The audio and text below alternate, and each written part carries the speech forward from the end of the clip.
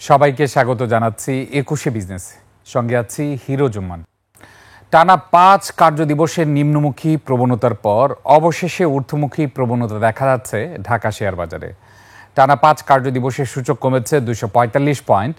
আজ এখন পর্যন্ত সূচক বৃদ্ধি পেয়েছে ৫১ পয়েন্টের মতো এবং সূচকের অবস্থান ৫,২৫৩ পয়েন্টে। ৫ কার্যদিবস আগে সূচকের অবস্থান ছিল ৫,৪৪৭ পয়েন্টে। সেখান থেকে ২৪৫ পয়েন্ট কমে গতকাল ৫,২০২ পয়েন্টে অবস্থান করছিল ডিএসইএক্স সূচক এবং গতকাল এই ৫ কার্যদিবসের মধ্যে সবচেয়ে বড় পতনটি হয়েছিল, ৮১ পয়েন্ট কমেছিল সূচক। আজ এখন পর্যন্ত ৫১ পয়েন্ট সূচক বৃদ্ধি পেয়েছে। বেশিরভাগ কোম্পানি দর বৃদ্ধি পেয়েছে। এছাড়া খাতভিত্তিক মুভমেন্টের ক্ষেত্রেও সবকটি খাত ঊর্ধ্বমুখী প্রবণতায় রয়েছে, একমাত্র মিউচুয়াল ফান্ড খাত ছাড়া। এছাড়া এখন পর্যন্ত মোট লেনদেন হওয়া কোম্পানিগুলোর মধ্যে ২৯১টি কোম্পানির দর বৃদ্ধি পেয়েছে, ৫৫টি কোম্পানি দর হারিয়েছে, ৫১টি কোম্পানি অপরিবর্তিত রয়েছে। তবে লেনদেনের গতি গতকালের মতোই রয়েছে। গতকাল লেনদেন হয়েছিল ৫৪২ কোটি টাকা। আজ এখন পর্যন্ত ৩১০ কোটি টাকা লেনদেন হয়েছে ঢাকা শেয়ার বাজারে।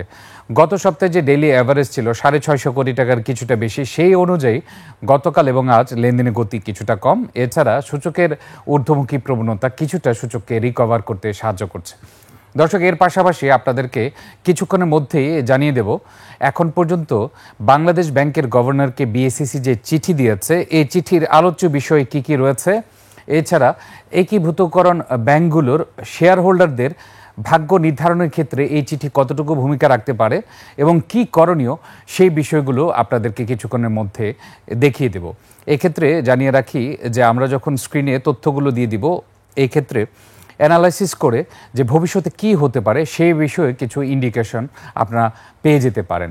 সেক্ষেত্রে আমরা অপেক্ষা করছি কার্ডটির জন্য। একীভূতকরণ প্রক্রিয়া যে ৫টি ব্যাংক রয়েছে, এক্সিম ব্যাংক, সোশ্যাল ইসলামী ব্যাংক, ফার্স্ট সিকিউরিটি ইসলামী ব্যাংক, এছাড়া রয়েছে ইউনিয়ন ব্যাংক, আরও যে সকল এই ৫টি ব্যাংক রয়েছে, এই ৫টি ব্যাংকের একীভূতকরণ প্রক্রিয়া নিয়ে পুঁজিবাজারে ব্যাপক প্রভাব পড়েছে গত কয়েক কার্যদিবস যাবৎ এবং এই প্রভাবের পরিপ্রেক্ষিতে বিএসইসি বাংলাদেশ ব্যাংকের গভর্নরকে চিঠি দিয়েছে।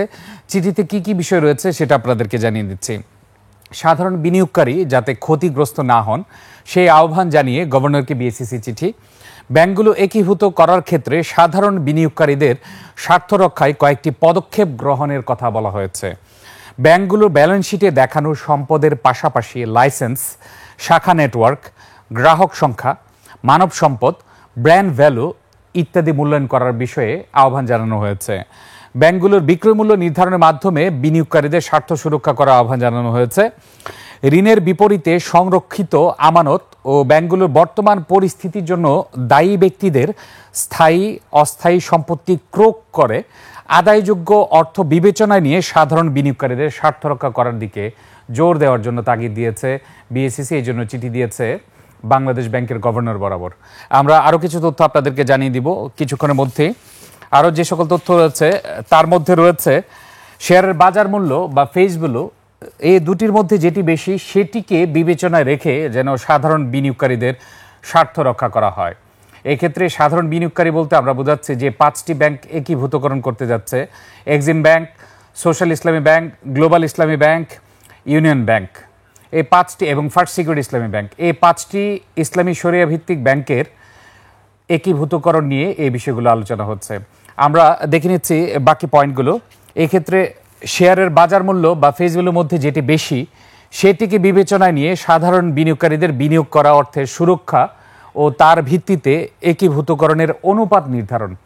সবচেয়ে ইম্পর্টেন্ট বিষয় হচ্ছে অনুপাত নির্ধারণ। আপনারা জানেন যে ৫টি ব্যাংক একীভূতকরণ করতে যাচ্ছে, তাদের শেয়ারের সংখ্যা ৫১৮ কোটি এবং আপনারা যদি বাজার মূল্য ধরেন অন অ্যান অ্যাভারেজ ২ থেকে ৫ টাকার মধ্যে রয়েছে, সেক্ষেত্রেও কিন্তু দেখা যায় যে এই অ্যামাউন্টটা অনেকখানি কমে আসে। তবে ফেস ভ্যালু হিসাব করলে সাধারণ বিনিয়োগকারীদের সংখ্যা এবং অ্যামাউন্টের পরিমাণ আসে ২,২০০ কোটি টাকা এবং এক্ষেত্রে রেশিও নির্ধারণ বলতে বোঝানো হচ্ছে যে ইউনাইটেড ইসলামী ব্যাংক, এই ৫টি ব্যাংক মিলে যে ব্যাংকটি হবে, এই ব্যাংকের শেয়ার সাধারণ বিনিয়োগকারীদের যেন আনুপাতিক হারে দেয়া হয়। অর্থাৎ ফার্স্ট সিকিউরিটি ইসলামী ব্যাংক, এক্সিম ব্যাংক, সোশ্যাল ইসলামী ব্যাংক, গ্লোবাল ইসলামী ব্যাংক এবং ইউনাইটেড ব্যাংক, এই ৫টি ব্যাংকের যারা বর্তমান শেয়ার হোল্ডার রয়েছে তাদেরকে আনুপাতিক হারে শেয়ার দেওয়ার জন্য বিএসইসি বাংলাদেশ ব্যাংকের গভর্নর বরাবর চিঠি দিয়েছেন। এছাড়া আপনারা জানেন, বাজার বিশ্লেষকরা বলছেন যে প্রাতিষ্ঠানিক বিনিয়োগকারী এবং স্পন্সর ডিরেক্টর অর্থাৎ উদ্যোক্তা পরিচালকদের সাথে স্বার্থ সংশ্লিষ্ট যে সকল প্রতিষ্ঠান আছে তাদেরকে যেন বিবেচনায় না নেওয়া হয়, সেটিও কিন্তু দাবি করা হয়েছে বাজার বিশ্লেষক সহ বিভিন্ন মহল থেকে। কারণ পরিচালক সহ তাদের স্বার্থ সংশ্লিষ্ট প্রতিষ্ঠানের কারণে আজকে এই করুণ দশা, এই কারণে তাদেরকে যেন বিবেচনায় না নেওয়া হয় সেটিও দাবি জানানো হচ্ছে।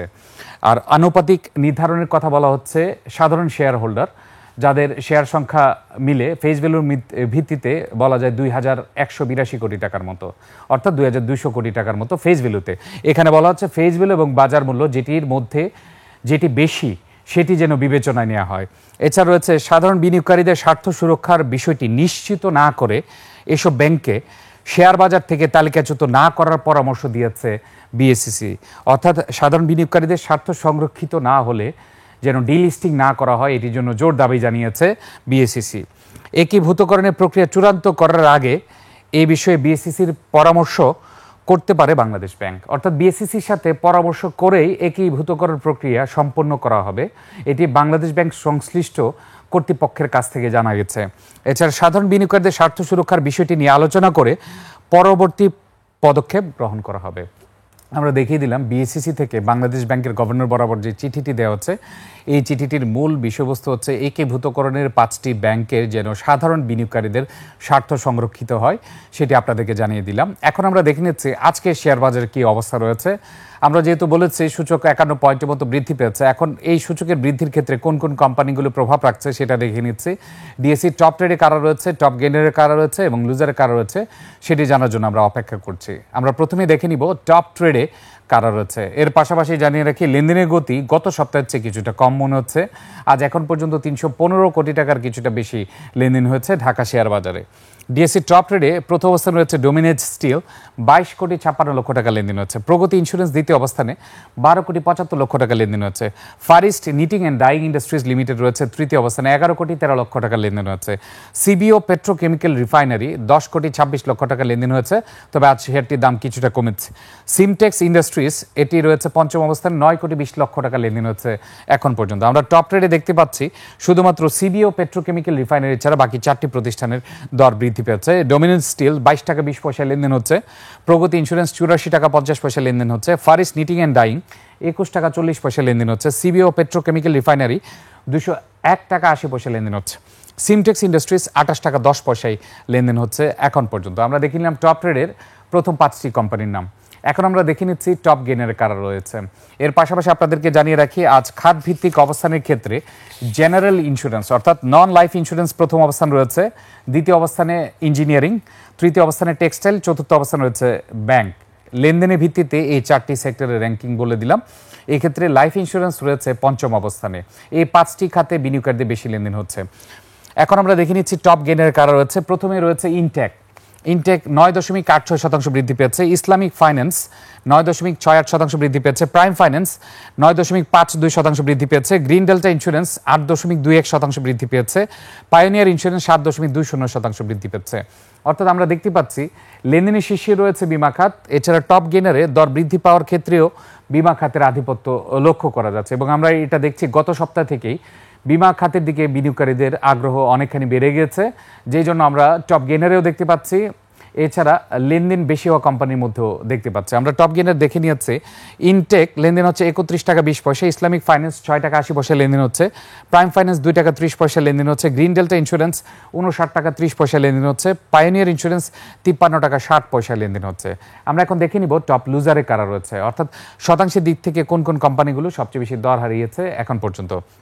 টপ লুজারের প্রথম অবস্থানে রয়েছে ফারিস্ট ফাইন্যান্স 8.33% দর হারিয়েছে। বিডি ল্যাম্পস 7.27% দর হারিয়েছে। এক্ষেত্রে দর্শক জানিয়ে রাখি বিডি ল্যাম্পস ডিভিডেন্ড ঘোষণা করেছে আজ 10% ক্যাশ ডিভিডেন্ড ঘোষণা করেছে বিডি ল্যাম্পস। তবে কোম্পানিটি ইপিএস নেগেটিভ এসেছে, নেট অপারেটিং ক্যাশ ফ্লো পার শেয়ার নেগেটিভ এসেছে, যদিও এনএভি এখনও পজিটিভ রয়েছে প্রায় 40 টাকার কাছাকাছি। বিডি ল্যাম্পসের 10% ক্যাশ ডিভিডেন্ড ঘোষণার পর থেকে আমরা দেখতে পাচ্ছি এই কোম্পানিটি টপ লুজারের দ্বিতীয় অবস্থান রয়েছে, 7.27% দর হারিয়েছে এখন পর্যন্ত। তৃতীয় অবস্থান হচ্ছে ফার্স্ট ফাইন্যান্স 7.14% দর হারিয়েছে। ডেসকো আপনারা জানেন গতকাল নো ডিভিডেন্ড ঘোষণা করেছে, তারপর থেকে এই কোম্পানিটিও পতন দেখতে পাচ্ছি। আজ কোম্পানিটি 6.19% দর হারিয়েছে। গতকাল যদিও 4 থেকে 5% মতো দর হারিয়েছিল, আজ 6% বেশি দর হারিয়েছে। গ্রিন ডেল্টা মিউচুয়াল ফান্ড রয়েছে পঞ্চম অবস্থানে, 5.41% দর হারিয়েছে এখন পর্যন্ত। ফারিস ফাইন্যান্স 1 টাকা 10 পয়সা লেনদেন হচ্ছে। বিডি ল্যাম্পস 153 টাকা লেনদেন হচ্ছে। ফার্স্ট ফাইন্যান্স 19 টাকা 70 পয়সা লেনদেন হচ্ছে। ডেস্কো 19 টাকা 70 পয়সা লেনদেন হচ্ছে। গ্রিন ডেল্টা মিউচুয়াল ফান্ড 3.5 টাকায় লেনদেন হচ্ছে সর্বশেষ। আমরা দেখে নিলাম top trade gainer loser. Dhaka share বাজার লেনদেনে গতি কম থাকলেও আজ সূচকের ঊর্ধ্বমুখী প্রবণতা রয়েছে, একটানা ঊর্ধ্বমুখী প্রবণতা, এবং সেক্টর ওয়াইজ মুভমেন্টের ক্ষেত্রে একমাত্র মিউচুয়াল ফান্ড ছাড়া সবকটি খাত সূচককে ঊর্ধ্বমুখী প্রবণতায় ঢেলে দিতে সাহায্য করছে। দেখা যাক দিন শেষে এই ঊর্ধ্বমুখী প্রবণতা থাকে কিনা, টানা 5 কার্যদিবসের পতন ঠেকায় কিনা, সেটা এখন দিন শেষে বোঝা যাবে। দর্শক, নিচ্ছে একটা বিরতি, ফিরছে একটু পরে, ততক্ষণ আমাদের সঙ্গেই থাকুন।